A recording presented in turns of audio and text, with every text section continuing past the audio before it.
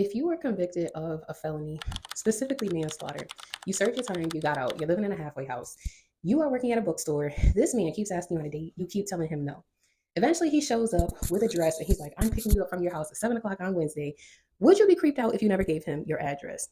Now, mind you, yes, you did serve your time. You are a Christian woman now. When you get on the first date, he tells you, like, my ex-wife was brutally murdered by a man, three young men that are 17. They got away with it. I hate all people that went to jail. I feel like they all should stay in jail forever and die there and get the electric chair. At what point during that date or even afterwards do you tell him, like, I really enjoyed my time with you, but I am a convicted felon, so I'm not going to keep talking to you?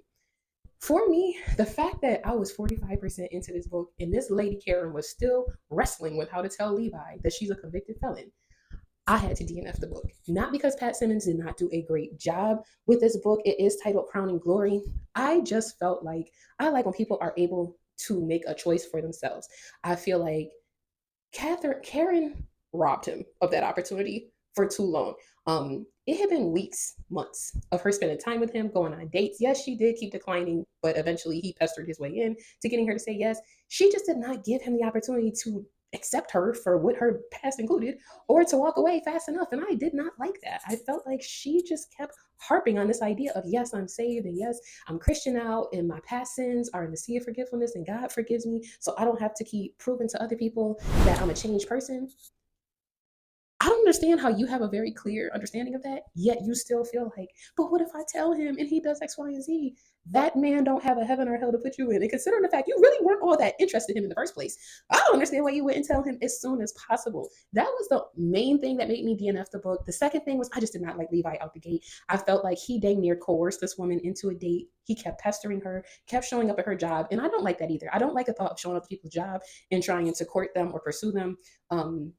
I can't think of a line of work where I'm like, yeah, I wouldn't feel uncomfortable if you approached me at my job, unless it was the strip club and you were trying to save her from that. But considering this is a clean Christian book, I didn't like it because too it was to the point where now her coworker Patrice was even giving her a hard time. She was being mean to her, all because Levi keeps showing up and keeps flirting with her. This book was available with Libby. That's how I listen to it. It's available with Kindle, not Kindle Unlimited, but you can get it for only $2.99. With paperback for $15 and audio CD, you can get it. I feel like this book came out, let me double check because I know I was a little bit late to the party. If the book even shows me, sometimes Amazon shows you certain details. Okay, it came out June 5th, 2014. So let's factor that in as well. This book was written 11 years ago.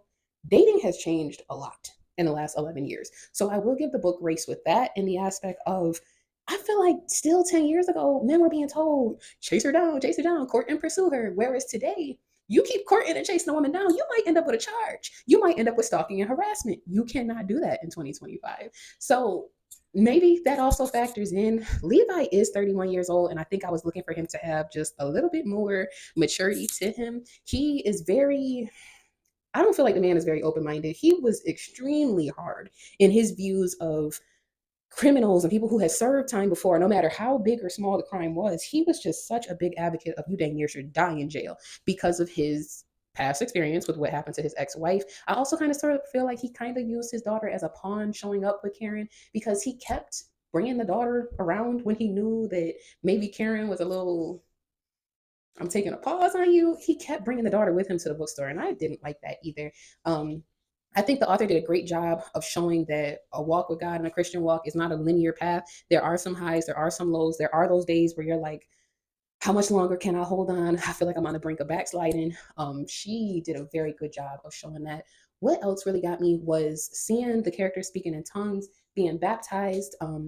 One of the male characters woke up out of his sleep in the middle of the night because he felt like God kept telling him, wake up and pray. You need to pray. And he really obeyed the voice of God when he heard it. He got deep into prayer, started speaking in tongues to the point where he was exhausted. And I remember seeing someone say some years ago, like when God wakes you up in the middle of the night, yes, maybe you probably have to go to the bathroom, but maybe God is trying to spend time with you. Maybe he's trying to sneak some time away, have that one-on-one time focus with you. So sometimes instead of waking up in the night and reaching for your phone and doom scrolling on Facebook, take a few moments to just lay there and pray. I feel like when I do that, I drift back to sleep like a baby. I actually did it in the middle of the night last night. I woke up at like 4 o'clock in the morning. I don't know if that's the middle of the night, but it's the middle of the night for me.